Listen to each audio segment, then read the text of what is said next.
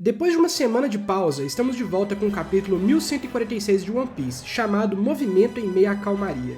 Seja bem-vindo ao canal Bolha Anime e bora pra mais uma análise. Começando de praxe pela história de capa da Yamato. Agora a gente vê que a Uchi está imensamente grata pela Yamato ter salvo ela e o Page One e implora para se tornar subordinada dela. Parece que a Yamato realmente vai montar o bando de vassalos dela com alguns ex-membros dos Piratas das Feras. Será que vamos parar por aqui ou teremos mais algumas aparições de outros ex-membros, como a Black Maria ou o Sasaki? O Rousseau, por ter sido derrotado nessa história, acredito que está fora de cogitação, mas vamos ver onde isso vai dar. Aos poucos, parece cada vez mais difícil a Yamato se juntar oficialmente aos Chapéus de Palha no futuro. Talvez ela entre para a frota com os novos subordinados? Vamos aguardar para ver. Agora, de volta à história principal. Continuamos do exato ponto onde a gente parou no capítulo anterior. Vemos ali os piratas do Kron reagindo à aparição repentina da Gunko, destacando que ela é um dos humanos intrusos. A Gunko ali comenta sobre ser chamada de humana e diz que eles não são humanos, e sim deuses. O Usopp compara o discurso dela com os dos dragões celestiais, mas também ao Enel. Raro caso ali de Enel Mentioned, para alegria dos crentes que ele ainda vai reaparecer em algum momento, as chances estão aumentando, galera. O grupo questiona ela sobre o sequestro das crianças, querendo saber o que eles querem com elas e para onde estão levando elas. Enquanto a Gunko explica que estão tendo trabalho para sequestrar as crianças por causa do tamanho enorme que elas têm, a gente vê ali o nosso MVP, Franky, derrubando o pesadelo da tempestade com uma rajada do Franky Radical Beam.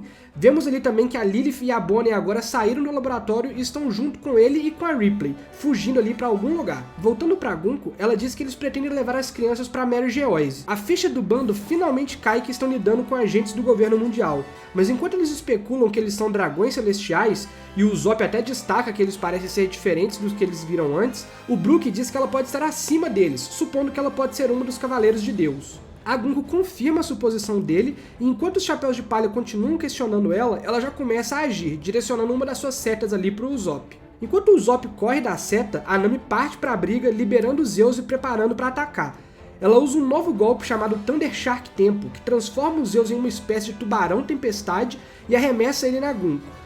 A Gunko facilmente arremessa ele de volta usando o poder das setas dela e começa um pequeno discurso sobre o fim do mundo, dizendo que o mundo um dia simplesmente iria desaparecer, ou pelo menos era o que deveria acontecer.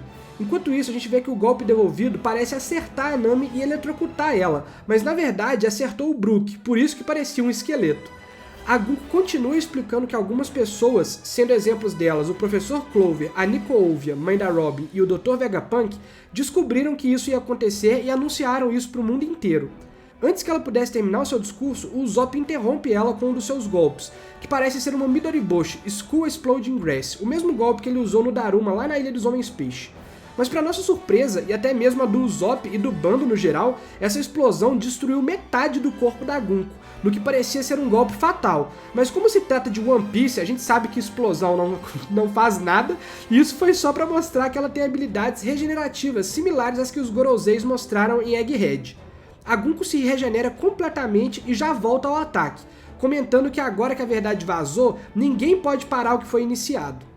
Jinbei e Brook entram no caminho dela para tentar proteger o Usopp das setas, enquanto o navio que os gigantes e o Scopper Gaban estão é completamente cercado por pesadelos gigantes. É interessante notar que nesse painel a gente percebe que as setas são realmente uma presença física, com a Nami tentando com todas as forças segurar a seta ali e impedir que ela chegue ao Usopp. Numa grande página dupla, temos muita informação para destrinchar. Enquanto a Gunko anuncia que uma enorme guerra que irá engolir o mundo inteiro está para começar, vemos um painel maior destacando os piratas gigantes simplesmente massacrando os pesadelos sem muita dificuldade. A Gunko destaca que os gigantes serão imprescindíveis nessa guerra, falando ali que o lado ao qual eles se aliarem irá mudar drasticamente o rumo dela inteira. Vemos ali um pequeno painel do Luffy e do Loki, agora gordos depois de tanto comer.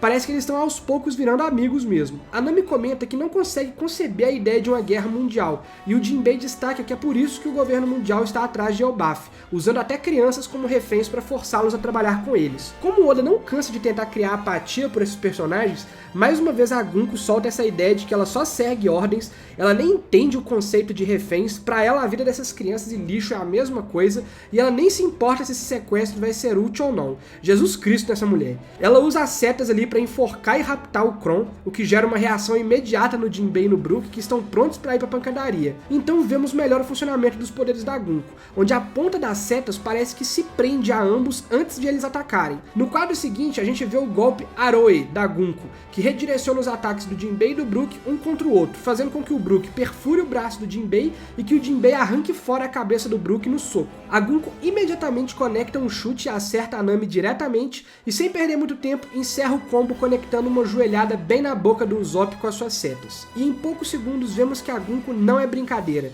Com praticamente um único combo, ela derrubou 4 dos chapéus de palha do navio e raptou o Kron sem um pingo de suor. Cortamos de volta ali para a escola e agora a gente vê que não foi só a Gunko que partiu para a ação. O Killingham também tá lá dentro da escola e falando sobre os sistemas de comunicação de Elbaf. E ele parece derrotar ali facilmente o diretor da escola usando seus poderes de manifestar coisas dos sonhos, usando isso para criar uma arma. Vemos que ele também paralisa o corpo de alguns gigantes, colocando eles em um tal modo sonolento. Mais uma vez temos destaque para esses Dengomushis. O Killingham fala que ele nunca viu um desses na vida. Eles parecem ser exclusivos de Elbaf mesmo, e ele parece usar Dendemushis normais para transmitir as mensagens deles de forma mais ampla, para toda a ilha de Elbaf no caso. Cortamos de volta para o Sol, que está enfrentando os Sommers, e vemos que a fruta dele também é mais ampla do que parecia antes.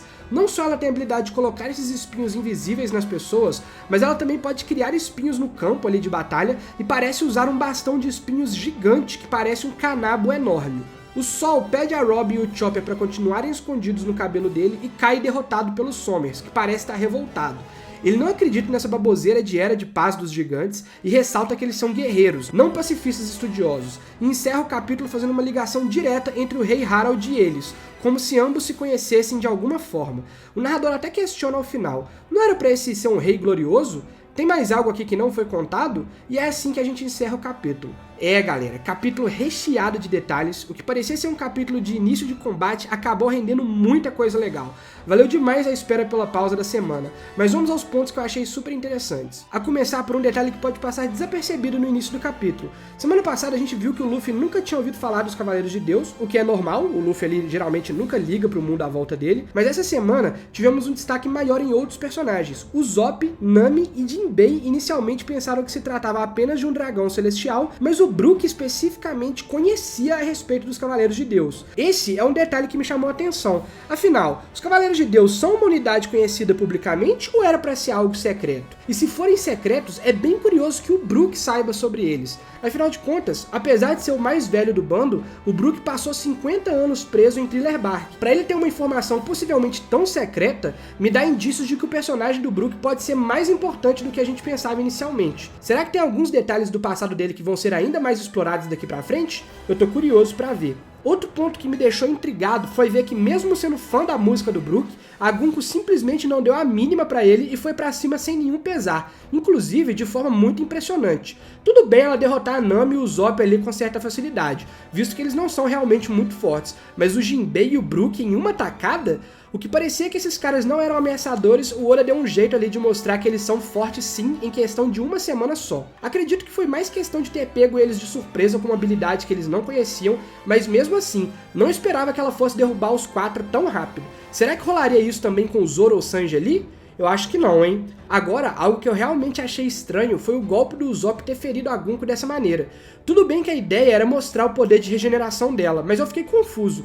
O Usopp já acertou tanta gente com isso que não se feriu dessa forma, tanto que até ele e o bando ficaram surpresos quando a explosão destruiu metade do corpo dela. Fiquei pensando, isso é só um artifício para mostrar que ela tem a regeneração ou tem mais algo aí? Sem esses poderes, o Usopp ia ter matado ela ali? O corpo da Gunko é mais frágil do que parece? Vale a pena se atentar a isso. E sobre a regeneração, temos aqui pela primeira vez a confirmação de um personagem que não é Gorosei e tem esse poder também. Não sei se isso significa que todos os Cavaleiros de Deus têm essa mesma habilidade ou se é algo específico da Gunko. Até porque, enquanto todos os outros têm o nome de uma das 20 famílias sagradas e tem o título de santo, a Gunko é a única sem nome de família nobre e também sem o título, mesmo sendo uma membro dos Cavaleiros de Deus. Precisamos de mais alguns capítulos para ver se ela é especial de alguma forma ou se todos os Cavaleiros de Deus têm essa habilidade. Se for o segundo caso, já podemos esperar que nesse arco o Luffy vai com certeza aprender como lidar com essa regeneração e quando for enfrentar os Gorosei de novo vai estar pronto para lidar com eles de uma vez por todas. Tivemos novamente um destaque nesse Dengomushi, Se fosse uma vez só igual nos capítulos anteriores, daria pra passar como apenas um detalhe da ilha, mas o Oda destacou esses Dengomushis mais uma vez. Tenho certeza que eles vão ser importantes de alguma forma, mas preciso entender melhor como eles funcionam, pra tentar supor algo. Veremos no próximo capítulo ali o que eles vão fazer. E pra encerrar, mais uma vez, as suspeitas caem sobre o Rei Harold, agora tendo uma confirmação direta de ter algum envolvimento com o governo mundial. A cada capítulo que passa, estamos mais próximos do flashback da morte dele para entendermos o que realmente aconteceu. Como o capítulo fez questão de destacar a importância dos gigantes na guerra final, o passado do rei e que tipo de aliança eles vão fazer para essa guerra é algo que com certeza veremos muito em breve. Apesar do capítulo deixar muita margem para pensar que os gigantes vão se aliar ao Luffy, algo me diz que parte do plano dos Cavaleiros de Deus vai dar certo e até o final de Elbaf vai rolar uma divisão entre duas facções dos gigantes. Aqueles que vão se aliar ao governo para proteger algumas das crianças que devem acabar sendo raptadas, ou algum outro motivo ainda não explorado, e aqueles que reconhecem o Luffy como Deus do Sol e vão se aliar a ele na libertação do mundo. Só o fato dos gigantes terem diferentes interpretações do que o Deus Nika é, e agora a Gunko dando um destaque muito grande para a importância deles nessa guerra, me faz pensar que os gigantes não vão se aliar uniformemente a um lado só. Acredito que vai ter essa divisão e teremos gigantes contra gigantes na guerra final. E vocês, o que acharam do capítulo? Falem aí nos comentários, deixa um like se gostou do vídeo, se inscreve no canal e ativa o sininho para não perder a próxima análise. Eu vejo vocês na semana que vem. Falou!